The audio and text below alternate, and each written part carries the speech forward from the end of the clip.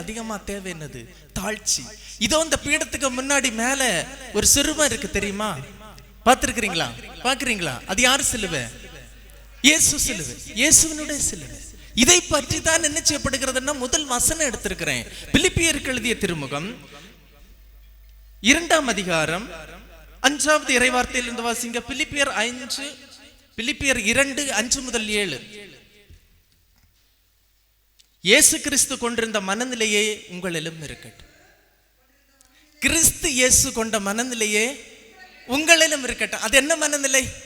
கிறிஸ்து இயேசுவிடம் இருந்த மனநிலையே கிறிஸ்து அவன் கிறிஸ்து அவளிலும் இருக்கணும். கிறிஸ்து அவன் கிறிஸ்து அவளில் யாருடைய மனநிலை இருக்கணும்? கிறிஸ்து இயேசுவின் மனநிலை இருக்கணும். அது என்ன மனநிலை? அது என்ன மனநிலை? அடுத்து வாசிங்க. கடவுள் வடிவில் விளங்கிய அவர் கடவுளுக்கு இணையாக இருக்கும் நிலையை வரிந்து பற்றி கொண்டிருக்க முடியாமல்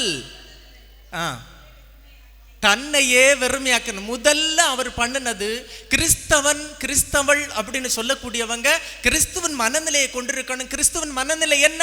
முதல்ல தன்னையை வெறுமையாக்குவது. அது சாதாரண காரியம் இல்லை. தன்னையை வெறுமையாக்குவது சாதாரண காரியம் இல்லை. அது எளிதல்ல, எளிதாக நடக்காது.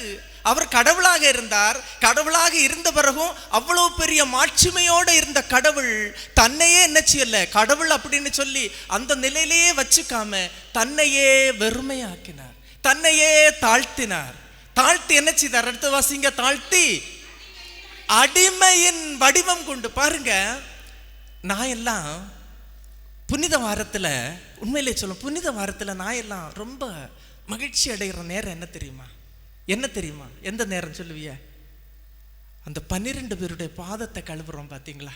அதாவது இருந்துட்டு அந்த மேலுடைய கழட்டி இங்கே வச்சுட்டு இடுப்பில் ஒரு துண்டை கட்டி அவர்களுடைய கால்களை கழுவி முத்தம் விட்டு அப்படி வரக்கூடிய அந்த நிலை ஒரு குருவானவருக்கு கிடைக்கக்கூடிய ஒரு பெரிய பாக்கியம். ஒப்புனா சொல்லுவேன். நாங்கள்லாம் ஒரு சில நேரத்தில் அழுவோம், சரியா? ஏன்னா அவ்வளோ செரிஷிங்காக இருக்கு. ஏன்னா இயேசு அவ்வளோ பண்ணினார். அந்த இடத்துல இருந்து நாங்கள் பண்ணும்போது அவ்வளோ மகிழ்ச்சி. அந்த புனித வாரத்தில் வரக்கூடியதில் ஒரு முக்கியமான இடம் அதுதான். சீடருடைய பாதங்களை கழுவி அப்படி வர்றது. தன்னையே தாழ்த்தினார் அப்படின்னு சொன்னால் அவர் பெருசா குரு அப்படின்னு சொல்லி இல்லை.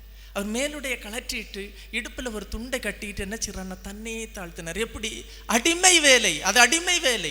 எஜமானுடைய பாதத்தை கழுவுவது யாருடைய வேலை? அடிமையின் வேலை. அவர் அடிமையானார். முதல்ல என்ன செய்தாரு? வெறுமையாக்கினார். இரண்டாவது என்ன செய்தாரு? அடிமையானார். பாருங்க, வெறுமையான கடவுள் அடிமையானார், பிறருடைய பாதத்தை கழுவினார். தாழ்ச்சியின் உச்சம். இன்னும் அடுத்த உச்சம் இருக்கு. அடுத்தது மனிதருக்கு ஒப்பானார். மனிதருக்கு ஒப்பானார். ஏன் மனிதனை அப்படி ஏன் கீழ்த்தரமா நினைக்கிறேன்? மனிதன் பலவீனம் உள்ளவன், மனிதன் தவறக்கூடியவன், மனிதன் விழக்கூடியவன், மனிதன் நொறுங்கக்கூடியவன். அவனுடைய பேச்சுல சுத்தம் இல்லை. வாயிலிருந்து வயிற்றிலிருந்து உள்ளே இருந்து வருவதெல்லாம் பிறரை தீட்டுப்படுத்துது. புகை, பொறாமை, வஞ்சகம், சூழ்ச்சி, இச்சை, காய்மகாரம், காமம் எல்லாமே உள்ளே இருந்து வருவது. அவனிடத்துல தூய்மை இல்லை.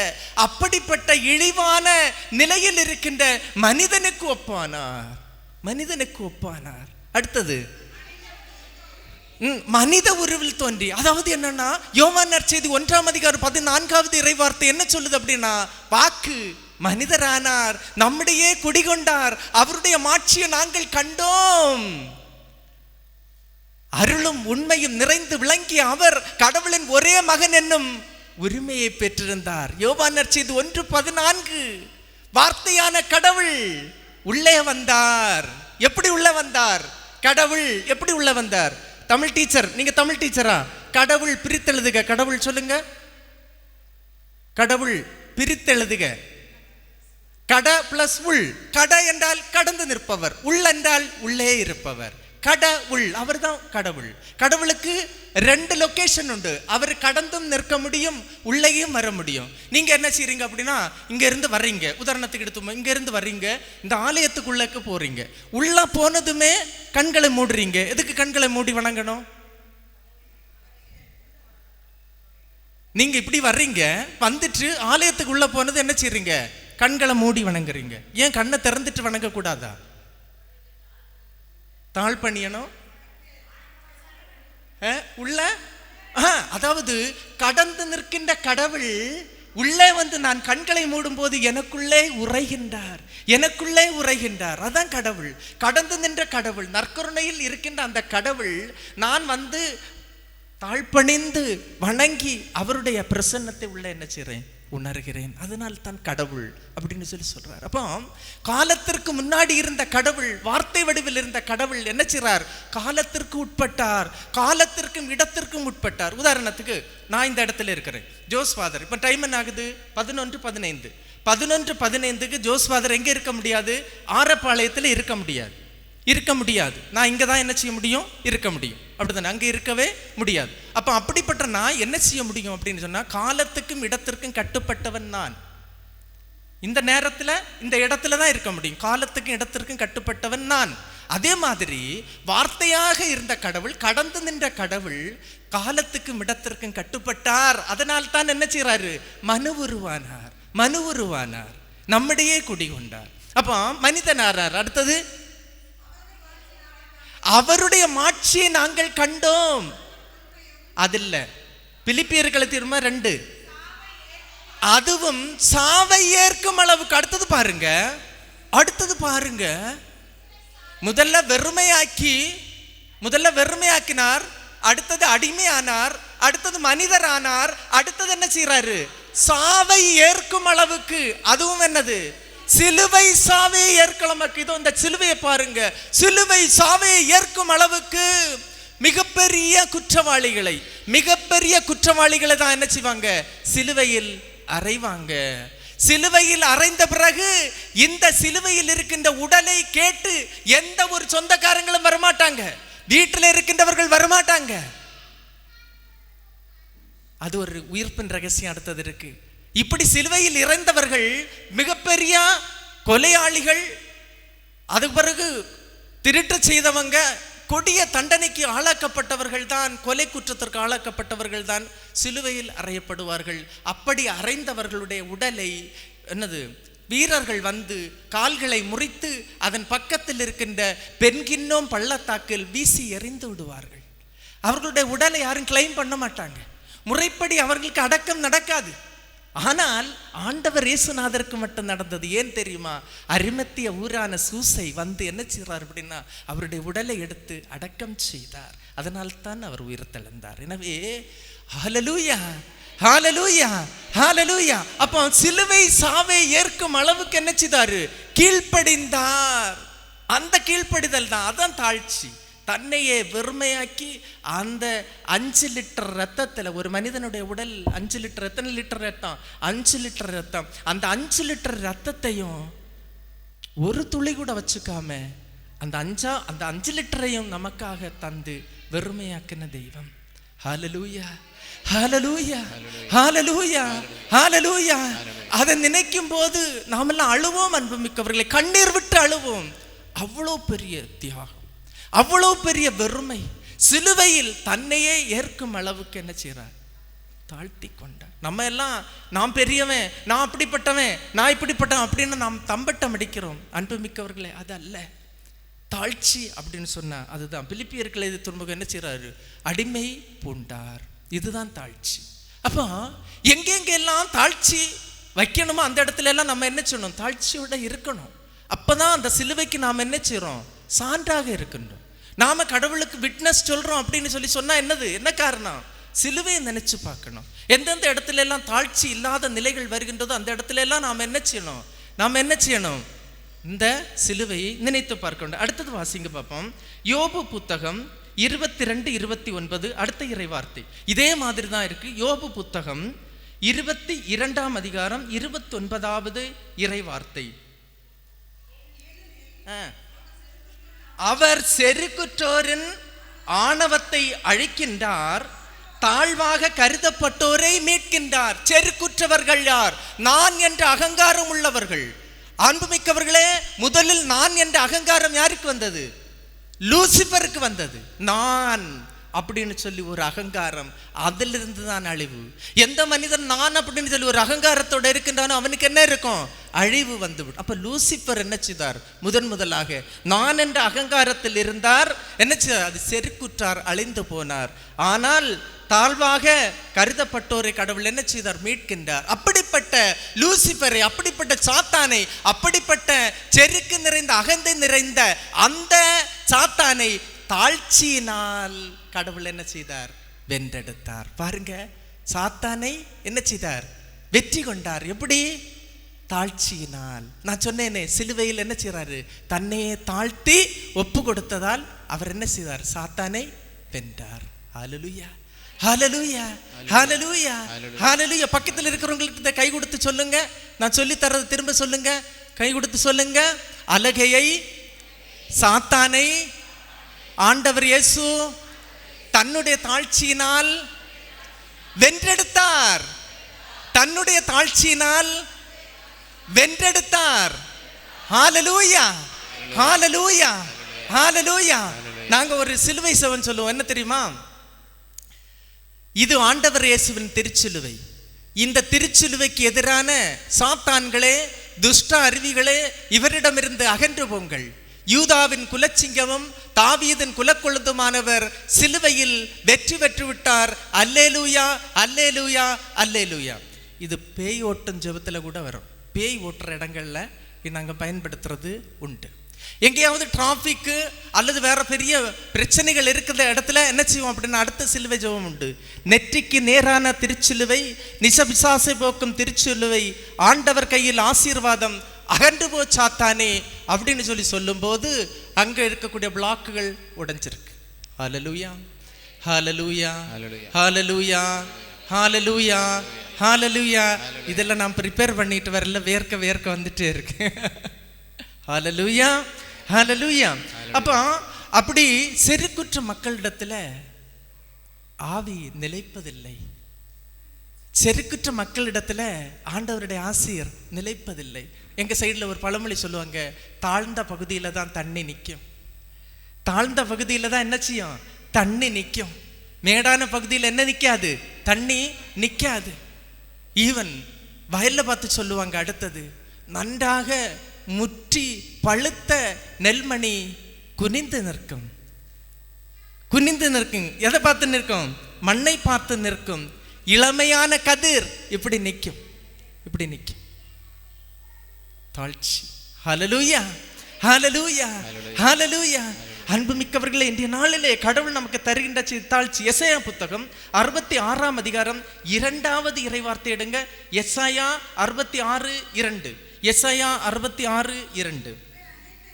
இவை அனைத்தையும்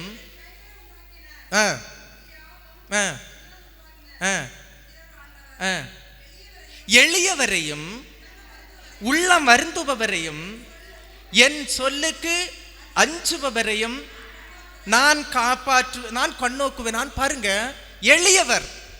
எளியவர்னா யாரு? பணம் இல்லாதவங்க மட்டும் இல்லை எளியவர். தாழ்ச்சியான உள்ளத்தோர் தான் யாரு? எளியவர். எளிய மனத்தோர் பேர் பெற்றோர், ஏனெனில் விண்ணரசு அவர்களுக்கு உரியது. அப்ப எளிய மனத்தோர் அப்படின்னா தாழ்ச்சியோடு இருக்கிறவங்க. எளியவரையும் உள்ளம் வருந்துபவரையும். உள்ளம் வருந்துபவர் யாரு? ஏதாவது தவறு செய்தா, பாவம் செய்தா, ஆண்டவரே நான் என்ன செய்தேன்? தவறு செய்தேன், நான் பாவம் செய்தேன் அப்படின்னு சொல்லி வருந்துறாங்க தெரியுமா? அவர்கள் தான் யாரு? அவர்கள் தான் யாரு? உள்ளம் வருந்துபவர்கள். அதுக்கு பிறகு என் சொல்லுக்கு அஞ்சுபவரையும். என் சொல்லுக்கு அஞ்சுபவரையும் அப்படின்னா என்னது? கொடுத்த பணத்துக்கு அநியாயமாக வட்டி வாங்காதே என்று சொல்லக்கூடிய என்னுடைய சொல்லுக்கு மறுத்து 5 வட்டி, 10 வட்டி, பிளேடு வட்டி, அது என்னது, கூட்டு வட்டி, என்னென்ன வட்டி, கந்து வட்டி, எல்லாத்தையும் வாங்கிட்டீங்க அப்படின்னா நீங்க என்னுடைய சொல்லுக்கு என்ன செய்யல? என்ன செய்யல? கீழ்ப்படியல அப்படின்னு அர்த்தம். அப்படின்னு அர்த்தம். நீங்க என்னுடைய சொல்லுக்கு கீழ்ப்படியல அப்படின்னா என்னுடைய ஆசீர்வாதம் உங்களுக்குள்ள என்ன செய்யாது? வராது, இருக்காது. நீங்கள் தாழ்ச்சியோட இல்லைன்னு அர்த்தம். நான் ஒரு சிலருக்கு என்ன செய்வேன் அப்படின்னா, தம்பியை கூப்பிட்டு ஒன்று சொல்லுவோமா, தம்பி வா, இந்த மியூசிக் போடுற தம்பி தான், பேரும் தெரிய மாட்டேங்குது, கவனிச்சுக்கோங்க, நான் இந்த சாவியை தம்பி கையில் கொடுக்குறேன். கொடுக்குற கை எங்க இருக்கு? வாங்குற கை எங்க இருக்கு? கொடுக்கிற கை மேலே இருக்குது, வாங்குற கை கீழே இருக்குது. வாங்குற கை கீழே இருக்குது. வாங்குற கை மேலே இருந்தா வாங்க முடியுமா? முடியாது. ஹல்லேலூயா. போதும். ஹல்லேலூயா, ஹல்லேலூயா. அன்புமிக்கவர்களே, என் சொல்லுக்கு அஞ்சுபவர்களை, என் சொல்லுக்கு அஞ்சுபவர்களை நான் என்ன செய்வேன்? நான் என்ன செய்வேன்? கண்ணோக்குவேன். பாருங்க, கடவுளுடைய கண்கள் நம்மளை பார்த்துருச்சுன்னா நமக்கு வேற என்ன வேணும்? என்ன வேணும்? கவலையெல்லாம் போகுமே, கவலையெல்லாம் போகுமே, கஷ்டமெல்லாம் தீருமே, துன்பமெல்லாம் மாறுமே, கண்ணீரெல்லாம் துடைக்கப்படுமே, நோயெல்லாம் குணமாகுமே. கடவுளுடைய பார்வை நம்ம பார்த்து திரும்பிடுச்சு அப்படின்னா ஹல்லேலூயா, ஹல்லேலூயா, ஹல்லேலூயா. அதனால தான் என்ன சொல்லப்படுகிறது அப்படின்னா, என் சொல்லுக்கு அஞ்சுபவர்கள். யார் அஞ்சுபவர்கள்? மதிப்பு கொடுக்கிறவங்க. மதிப்பு கொடுத்து அதை முக்கியமாக கடைபிடிக்கிறவர்களை நான் என்ன செய்வேன்? கண்ணோக்குவேன். இந்த நாளில் கடவுளுக்கு நம்ம ஒப்பு கொடுப்போம். வலது கரத்தை நெஞ்சோடு சேர்த்து வைப்போமா? வலது கரத்தை நெஞ்சோடு சேர்த்து வைத்து இந்த நேரத்தில் என்ன செய்வோம்? நம்மை ஒப்பு கொடுப்போமா? ஆண்டவரே, பல வேளைகளில் நான் செருக்குற்றிருக்கிறேன். நான் பல வேளைகளில் என்ன செய்கிறேன்? கண்களை மூடுவோமா? ஒரு வலது கரத்தை நெஞ்சோடு சேர்த்து வைத்து இந்த நேரத்தில், ஆண்டவரே, நான் பல வேளைகளில் என்ன செய்திருக்கிறேன் என்றால் செருக்குற்றிருக்கிறேன். நான் என்று அகந்தை கொண்டிருக்கிறேன். உம்முடைய இறைவார்த்தை நான் என்ன செய்யலைன்னா, நான் என்ன செய்யலை, அதிகமான நேரத்திலே நான் அதை உதாசீனப்படுத்தி இருக்கின்றேன், அதை கடைபிடிக்கவில்லை. அன்பு தெய்வமே, இந்த நேரத்திலே என்னையே உமக்கு நான் தருகின்றேன். என்னுடைய இதயத்தை ஏழ்மையான இதயமாக, எளிமையினுடைய இதயமாக மாற்றும் ஆண்டவரே. நான் உமக்குரிய கருவியாக இருக்கணும், நான் உமக்குரிய கருவியாக இருக்கணும். இந்த நேரத்திலே என்னையே நான் உம்மிடத்திலே ஒப்பு கொடுக்கிறேன். தெய்வமே, என்னை ஆசீர்வதிங்க. இயேசுவே, என்னை உம்முடைய கரத்திலே தருகின்றேன், ஆசீர்வதிங்க. ஆலயத்திற்கு சென்றார்கள் பரிசேயன். ஆண்டவரே, நான் 3 வேளை செபிக்கிறேன், ஆலயத்திற்கு செல்கிறேன், 10ல் 1 பங்கு காணிக்க கொடுக்குறேன், யாரையும் என்ன செய்யலை, வஞ்சிக்கலை, எதுவும் செய்யலை, 10 கட்டளைகளை கடைபிடிக்கிறேன் அப்படின்னு சொல்லி இது இந்த பின்னாடி இருக்கின்ற வரி தண்டுபவன் அல்லது ஆயக்காரனை போல நான் இல்லை அப்படின்னு சொல்லி சொன்னான். கொஞ்சம் கழிச்சு ஆயக்காரன் என்ன ஜெபம் பண்ணா? அது ஜெபமா? அது ஜெபமா? இல்லை. என்ன சொன்னா? ஆண்டவரே, மார்பில் அறைந்து கொண்டு ஆண்டவரே, நான் பாவி, என் மேல் இறங்கும். அதுதான் அவனுடைய ஜெபம். பெரிய பெரிய ஜெபங்கள் எல்லாம் இல்லை. ஆண்டவரே, நான் பாவி, என் மேல் இறங்கும். ஹல்லேலூயா, ஹல்லேலூயா, ஹல்லேலூயா, ஹல்லேலூயா. எந்த ஒரு மனிதர் தன்னையே ஏற்றுக்கிடுறாங்களோ, தன்னுடைய நிலையை உணர்ந்து ஏற்றுக்கிட்டு, கடவுள் முன்னாடி நான் ஒன்றுமில்லை, கடவுள் முன்னாடி நான் வெறுமையானவன், கடவுள் முன்னாடி நான் ஒரு தூசானவன், தூசுக்கு சமமானவன் என்று யார் தன்னையே தாழ்த்தி ஏற்றுக்கிடுறாங்களோ அவர்களை கடவுள் கண்ணோக்குகின்றார். ஹல்லேலூயா, ஹல்லேலூயா, ஹல்லேலூயா, ஹல்லேலூயா, ஹல்லேலூயா. அதுதான் நம்முடைய ஜெபம், அதுதான் தாழ்ச்சி, அதுதான் நம்முடைய ஜெபம். பெருமை பாராட்ட வேண்டியதல்ல. இந்த நாளில் கடவுள் நமக்கு சொல்கிறது என்னன்னா, தாழ்ச்சியோடு உள்ள ஜெபம் என்ன செய்யப்படும்? கேட்கப்படும் அப்படின்னு சொல்லி சொல்லப்படுகிறது. 2 அரசர்கள் 22ஆம் அதிகாரம் 19வது இறைவார்த்தை. தாழ்ச்சியோடு உள்ள ஜெபத்தை தான் கடவுள் கேட்கின்றார் என்பதற்கு இந்த இறைவார்த்தை மிகவும் முக்கியமானது. அதாவது 2 அரசர்கள் 22:19. 2 அரசர்கள் 22:19. ஹல்லேலூயா. நீ உள்ளம் கலங்கி, அதுல இருந்து தான் நான் எடுத்துக்கணும். அதாவது நீ உள்ளம் கலங்கி ஆண்டவர் திருமுன் உன்னை தாழ்த்தி உன் ஆடைகளை கிழித்து கொண்டு என் திருமுன் அழுததனால் உன் வேண்டுதலுக்கு நான் செவி மடுத்துள்ளேன். என்ன பண்றாங்கன்னு பாருங்க. கடவுளுடைய இரக்கத்தை பெறுவதற்கு இவர் என்ன செய்யறார் அப்படின்னா, நீ உள்ளம் கலங்கி, கடவுளே சொல்றார், நீ உள்ளம் கலங்குனாய். முதல்ல என்ன செய்யற? கலங்குனாய் அப்படின்னு சொன்னா என்னது? நீ உள்ளம் என்ன செய்யற? உடைந்து அழுத. கலங்குறதுன்னா என்னது? குழப்பமும் அது மட்டும் இல்லாமல் அழுகையெல்லாம் சேர்ந்த ஒரு நிலை தான். அப்போ நீ உள்ளம் கலங்கினா எப்படின்னா நீ என்ன செய்யற? நொந்து வருந்தி அப்படிப்பட்ட ஒரு நிலை கலங்கல் இல்லையா? கலங்கல்னா ஒரு குழப்பமான ஒரு நிலை. அந்த உள்ளம்னு நீ என்ன செய்தன்னா கலங்குனாய், நீ கலங்குன. முதல்ல நீ என்ன பண்ண? உள்ளம் உடைந்தாருக்கு அருகில் உள்ளார் ஆண்டவர், மனம் நைந்தவர்களை விடுவிக்கின்றார் அப்படின்னு சொல்லி ஒரு திருப்பாடல்கள் ஒன்று வரும். உள்ளம் நைந்தவர்களுக்கு அருகில் இருக்கின்றார் ஆண்டவர், மனம் நைந்தவர்களை அவர் என்ன செய்கின்றார்? காக்கின்றார் அப்படின்னு ஒரு திருப்பாடல் வரும். அன்புமிக்கவர்களை, உள்ளம் கலங்கி எந்த ஒரு செயலுக்கும் கடவுள் உங்களை கவனிக்கணும் அப்படின்னா நொறுங்கிய உள்ளத்தோடு தான் நீங்கள் என்ன செய்யணும்? கடவுளை போகணும், அவர்கிட்ட போகணும். நொறுங்கிய உள்ளம். பலிகள் நமக்கு தேவையில்லை, நொறுங்கிய உள்ளம்தான் தேவை. ஆண்டவரே நான் பாவி, என்னை என்ன செய்யுங்க, ஆசீர்வதிங்க அப்படின்னு சொல்லும்போது என்னையே நான் ஏற்றுக்கிடுறேன் அப்படின்னு அர்த்தம். எந்த ஒரு மனிதர் தன்னுடைய நிறைகுறையோடு தன்னை ஏற்றுக்கொள்ளுகிறார்களோ அவர்களை கடவுளும் என்ன செய்வார்? ஏற்றுக்கொள்வார். ஹல்லேலூயா, ஹல்லேலூயா. அப்போ என்ன நடக்குதுன்னா, நீ உள்ளம் கலங்கி ஆண்டவர் திருமுன் உன்னை தாழ்த்தி, அடுத்தது பாருங்க, ஆண்டவர் திருமுன் உன்னை தாழ்த்தி, உன்னை தாழ்த்தி. நான் என்ன செய்வேன்னா ஒரு தாழ்ச்சி என்னுடைய ஒரு ஜெபம் சொல்லுவேன். தாழ்ச்சி நிலைக்கிறதுக்கு ஒரு ஜெபம் இருக்குது. என்னன்னா எளிமை என்னுடைய ஒரு ஜெபம். சாந்தியும் அமைதியும் அருளும் இறைவனுடையது. என் பிரார்த்தனை கேட்பவனே, என்னுடைய ஜெபத்தை கேட்பவனே, என்னை பாதுகாக்கும் சக்தி உனக்கே உரியது. என்னை சோதனைகளில் இருந்து காக்கும் சக்தி உனக்கே உரியது. என்னை தூய்மைப்படுத்தும் அருள் உமக்கே உரியது. என்னை சிரமங்களிலிருந்து மீட்கும் சக்தி உமக்கே உரியது. என்னை வழிநடத்தும் ஞானம் உமக்கே உரியது. என் வாழ்க்கையை ஒழுங்குபடுத்தி நல்வழியில் நடத்துபவனே, என்னை தவறான பாதைகளிலிருந்து காக்கும் அருளானே, மக்களை நேசிக்க செய்வதும் அவர்களின் மனங்களில் இடம்பெறச் செய்வதும் அவர்களுடைய மரியாதை பெற செய்வதும் அவர்களின் இதயங்களை இணைக்க செய்வதும் அனைத்தும் உன் அருளால் சாத்தியம். என் முயற்சிகள் அனைத்தும் வெற்றியடையவும், என் ஜெபங்கள் ஏற்கப்படவும், என் வாழ்வு நன்மையால் நிரம்பவும், என்னை அருளால் காப்பாற்றுவாயாக. அன்புமிக்கவர்களே, இது எதன்னா, ஏன் இந்த ஜெபம், ஏன் இந்த மாதிரி எளிமையின் ஜெபம் சொல்லணும் அப்படின்னு சொல்லி நீங்கள் கேட்டீங்க அப்படின்னா, மகத்துவமும் மாட்சியும் கடவுளுக்குரியது. ஹல்லேலூயா, ஹல்லேலூயா. மகத்துவமும் மாட்சியும் கடவுளுக்குரியது. கடவுளுக்கு கொடுக்க வேண்டிய மகத்துவத்தை, கடவுளுக்கு கொடுக்க வேண்டிய மாட்சியை நாம் கொடுக்க தவறும் போதுதான் நாம் என்ன செய்கிறோம்? தவறில் விழறோம். கடவுளுக்குரியதை கடவுளுக்கு கொடுக்கணும். மாட்சி எல்லாம் என்ன செய்கிறாங்க அப்படின்னா, நோய்கள் குணமாயிருச்சு அப்படின்னா ஜோஸ்ஃபாதர் தான் குணமாக்குனார், இல்லை அது தப்பு அப்படின்னா அகந்த வந்துருச்சுன்னு அர்த்தம்.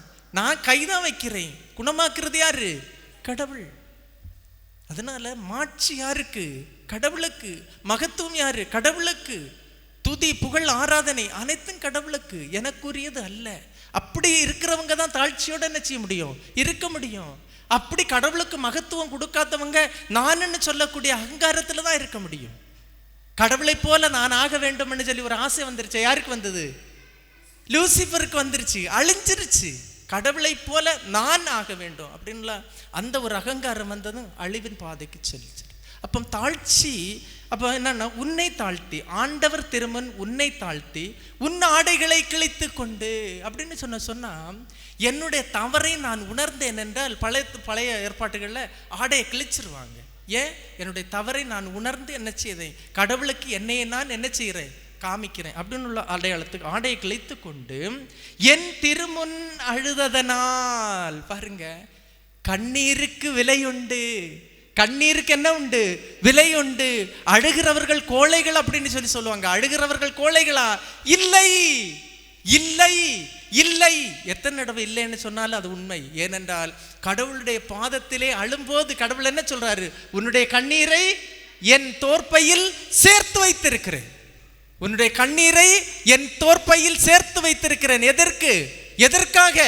கண்ணீருடைய விலை என்ன? அண்ணா, யாருடைய அம்மா? சாமுவேலின் அம்மா. மாதங்கள் வருடங்களாக அழுது அழுது அழுது அழுது இறுதியாக எல்லா ஜெபங்களும் சேர்ந்து அவர்களுக்கு ஒரு குழந்தை கிடைத்தது. அந்த குழந்தை தான் அது சாமுவேல் என்ற இறைவாக்கினர், மிகப்பெரிய இறைவாக்கினர். அன்புமிக்கவர்களே, அழுகை அதற்கு ஒரு அர்த்தம் உண்டு. அந்த அழுகை கடவுளுடைய இதயத்தை அசைக்கும் வல்லமை உள்ளது. அந்த அழுகை கடவுளே என்ன செய்யும்? ஆட்டும். அவரை அமைதியா இருக்க விடாது. அழுகைக்கு ஒரு விலை உண்டு. அழுகைக்கு ஒரு விலை உண்டு. எங்கெல்லாம் இந்த நற்செய்தி அறிவிக்கப்படுகின்றதோ அங்கெல்லாம் இப்பெண்ணின் பெயரும் அறிவிக்கப்படும் சொல்லி யாரு சொன்னார்? கடவுள் இயேசுநாதர் யாரு சொன்னாரு? தனது காலில் நறுமண தைலம் பூசி கண்ணீரால் கழுவி கூந்தலால் துடைத்த அந்த பெண்ணை பார்த்து சொல்லுகின்றார். என்ன சொல்லுகின்றார்? எங்கெல்லாம் நற்செய்தி அறிவிக்கப்படுகின்றதோ அங்கெல்லாம் உன்னுடைய பேர் என்ன செய்யும்? அறிவிக்கப்படும். ஏனென்றால் அவள் மட்டும் அன்பு செய்யவில்லை, இயேசுவும் அன்பு செய்தார். ஹல்லேலூயா, ஹல்லேலூயா, ஹல்லேலூயா. அன்பின் முழுமை எதில் அடங்கி இருக்கின்றது? நாம் கடவுளை அன்பு செய்வதில் மட்டுமல்ல, கடவுளும் நம்ம என்ன செய்யணும்? அன்பு செய்யணும். அவருடைய பார்வையில நாம என்ன செய்யணும்? இருக்கணும். அப்படி இருக்கும்போது மட்டும்தான் என்ன செய்ய முடியும்? அன்பின் முழுமை அடைய முடியும். ஹல்லேலூயா, ஹல்லேலூயா.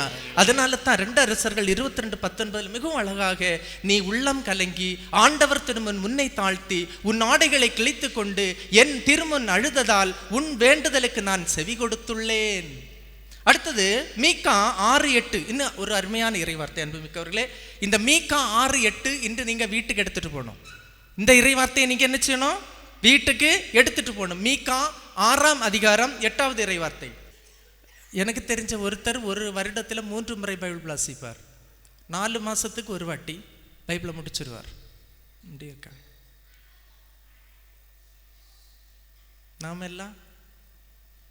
நாம வாசிச்சாதானே நம்ம பிள்ளைகள் வாசிப்பாங்க.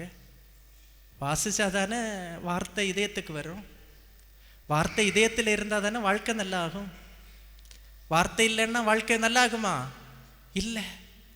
வார்த்தை இல்லைன்னா வாழ்க்கை என்ன செய்யாது? நன்றாக இருக்காது. காரணம் என்னவென்றால் யோசுவா 1:8 என்ன சொல்லுது? யோசுவா 1:8.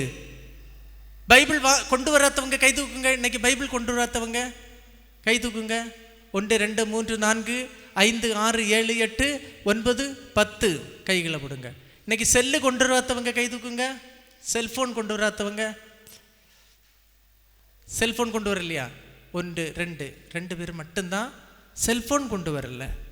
பைபிள் கொண்டு வரத்தவங்க நிறைய பேர் இருக்காங்க. செல்போன் கொண்டு வரத்தவங்க 2 பேர் மட்டும்தான். மற்றவங்க எல்லாம் கொண்டு வந்துட்டாங்க.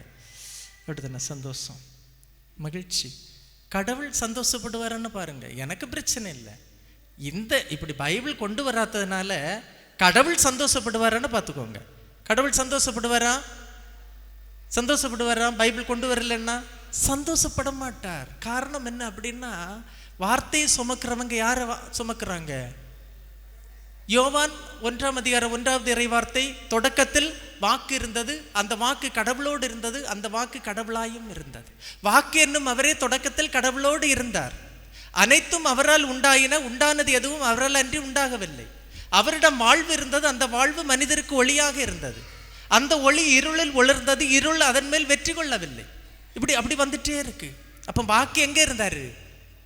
கடவுளாக இருந்தார். 1:14 வாக்கு மனிதரானார், நம்முடைய குடிகொண்டார். அப்போ நீங்க சுமக்கிற வாக்கு யாரு? கடவுள். அப்போ இன்னைக்கு இருந்த முடிவு எடுக்கணும், கடவுளை சுமக்கிறதுக்கு நீங்க ரெடியா இல்லையா அப்படின்னு. அடுத்த ஒரு வெற்றியின் ரகசியம், இது இன்னொரு டாபிக் போகுது, இதோட முடிச்சிருவோம். வெற்றியின் ரகசியம் யோசுவா 1:8. இந்த திருச்சட்ட நூலை, எந்த திருச்சட்ட நூலை? இந்த திருச்சட்ட நூலை உன் முன்னின்று அகற்றாதே. இதை இரவும் பகலும் தியானித்து இதில் இருக்கின்ற அனைத்தையும் கடைபிடிப்பதில் கருத்தாயிரு. அப்பொழுதுதான் நீ செல்லுமிடமெல்லாம் நலம் பெறுவாய், வெற்றி காண்பாய்.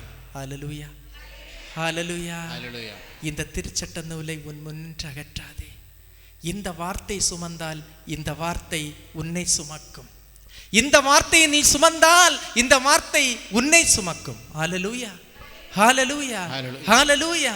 அன்புமிக்கவர்களே, இதுதான் ஆண்டவருடைய அதிசயம். எனவே இந்த வார்த்தையை யார் யார் சுமக்கின்றார்களோ, இதை யார் யார் இரவும் பகலும் தியானிக்கின்றார்களோ, இன்னைக்கு யூடியூப்ல தியானிக்கிறவங்க நிறைய பேர் இருக்கிறாங்க, இன்ஸ்டாகிராம் பார்த்து இருக்கிறவங்க நிறைய பேர் இருக்கிறாங்க, தியானிக்கிறவங்க, வாட்ஸ்அப் பார்க்குறவங்க நிறைய பேர் இருக்கிறாங்க, படம் பார்க்குறவங்க நிறைய பேர் இருக்கிறாங்க, ரீசெண்டாக யாரோ தாய் கிழவி பார்த்துட்டு வந்தவங்க இருக்கிறாங்க. அன்புமிக்கவர்களே, எல்லாத்தையும் செய்வாங்க, எல்லாத்தையும் என்ன செய்வாங்க? செய்வாங்க. ஆனால் என்ன செய்ய மாட்டாங்க? என்ன செய்ய மாட்டாங்க? பைபிளை தொட மாட்டாங்க. ஏன்? இதை தொட விடாது. யார் தொட விடாதது? சாத்தான் தொட விடாது. நீ நல்லாகிறத அவன் விரும்புவானா? இல்லை. நீ இப்படியே இருக்கணும்னு தான் அவனுக்கு விருப்பம். நீ இப்படியே இருந்தா அவனுக்கு சந்தோஷம். நீ நல்லானா யாருக்கு சந்தோஷம்? கடவுளுக்கு சந்தோஷம். அப்படி சந்தோஷம் வரது அவன் விடுவானா? விடமாட்டான். அதனால பைபிள் படிக்கணும் வாசிக்கணும்னு நினைச்சாலே ஒரு ஃபோன் கால் வரும். உடனடியாக என்னவையும் ஒரு ஃபோன் கால் வரும். அல்லது என்ன செய்வாங்க? இன்னொருத்தர் பக்கத்து வீட்டில் இருந்து வருவா. மற்றவா பக்கத்து வீட்டில் இருந்து யாரு யாரு நம்ம பக்கத்து வீட்டுக்காரங்க வந்து ஊரில் இருக்கிற கதை, உலகத்தில் இருக்கிற கதை, ஏன் மற்றவ இப்படி ஆக்கும், ஏன் மற்றவ இப்படி ஆக்கும் அப்படின்னு சொல்லி அங்கே பாவம் பண்ணி வாயில் சொல்லாததெல்லாம் சொல்லி இப்படியெல்லாம் உண்டா? உண்டு. ஹல்லேலூயா, ஹல்லேலூயா. அப்போ அடுத்து பைபிள் வாசிக்கணும் அப்படின்னா என்ன செய்யும்? எல்லாத்தையும் தாண்டி விட்டுட்டு பைபிளை திறக்கும்போது என்ன வரும்? தூக்கம் வரும். உன்னுடைய அறிவு கண்ணை அவன் என்ன செய்வான்? கட்டி போடுவான். கண்ணாடி போட்டிருந்தாலும் என்ன செய்யும்? தூக்கம் வரும். ஹல்லேலூயா, ஹல்லேலூயா, ஹல்லேலூயா. அப்போ தாழ்ச்சியோடு இருங்க. அப்போ மீகா வாசிங்க. மீகா 6:8. மானிடா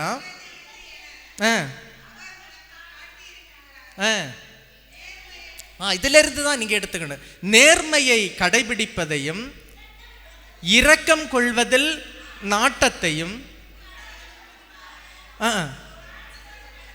உன் கடவுள் முன்பாக தாழ்ச்சியோடு நடந்து கொள்வதையும் தவிர வேறு எதை ஆண்டவர் கேட்க. இதை தான் நான் வீட்டுக்கு எடுத்துட்டு போங்கன்னு சொன்னேன். உன்னிடத்துல ஆண்டவர் வேற என்ன கேட்கிறாரு? வேற என்ன கேட்கிறாரு? மாடி வீடு கட்டி கூட கோபுரங்கள் கட்டி எனக்கு ஆலயத்தை எழுப்பி அதை செய்து இதை செய்து காணிக்க கொடுத்து டொனேஷன் பிரித்து கொடுன்னா கேட்கிறாரு கடவுள். கடவுள் ஒன்றுதான் கேட்கிறாரு. என்னது? நேர்மையை கடைபிடி. நேர்மையை என்ன செய்? கடைபிடி. இரக்கம் கொள்வதில் நாட்டம், பிறருக்கு நீ இரக்கம் காட்டு, தாழ்ச்சியோடு நடந்து கொள். 3 விஷயம்தான். தாழ்ச்சியோடு நடந்து கொள். எந்த சூழலிலும் தாழ்ச்சியோடு நீ என்ன செய்யணும்? நடந்து கொள். ஹல்லேலூயா, ஹல்லேலூயா, ஹல்லேலூயா. அப்ப மத்தேயு நற்செய்தி 23ஆம் அதிகாரம் 12வது இறைவார்த்தை எல்லாருக்கும் தெரிஞ்ச விஷயம். தம்மை தாமே தாழ்த்துவோர் உயர்த்தப்படுவர், தம்மை தாமே உயர்த்துவோர் தாழ்த்தப்படுவர். எல்லாருக்கும் தெரிஞ்ச விஷயம். வசனம் மட்டும் தெரியாது. அப்படிதான் எழுதி வச்சுக்கோங்க. மத்தேயு நற்செய்தி 23ஆம் அதிகாரம் 12வது இறைவார்த்தை. யார் தன்னை தாழ்த்துகிறார்களோ அவர்கள் உயர்த்தப்படுவார்கள், யார் உயர்த்தப்படுகிறார்களோ அவர்கள் என்ன செய்வாங்க? தாழ்த்தப்படுவார்கள் என்ற இறைவார்த்தை தான் இன்று நமக்கு கொடுக்கின்ற ஒரு பெரிய பொக்கிஷமாக இருக்கின்றது. அடுத்த இறைவார்த்தை லூக்கா நற்செய்தி 7ஆம் அதிகாரம் 7:7. லூக்கா 7:7. அது தினமும் நீங்க பூசல சொல்லுவீங்க. எந்த இடத்துல சொல்லுவீங்க? தினமும் திருப்பலியில சொல்லக்கூடியது. இதோ இறைவனின் செம்மறி, இதோ உலகின் பாவங்களை போக்குகின்றவர் அப்படின்னு சொல்லி குருவானவர் சொல்லும் போது நீங்க என்ன சொல்லுவீங்க? ஆண்டவரே, நீர் என் இல்லத்தில் எழுந்தருள நான் தகுதியற்றவன், ஆனால் ஒரு வார்த்தை மட்டும் சொல்லியருளும், எனது ஆன்மா குணமடையும். இதையும் வீட்டுக்கு எடுத்துட்டு போங்க. இது என்ன ஏத்து? லூக்கா 7:7. ஈஸியா முடியும். 7:7. சரியா? 100வர் தலைவன் கடவுளை பார்த்து சொன்னது. ஹல்லேலூயா,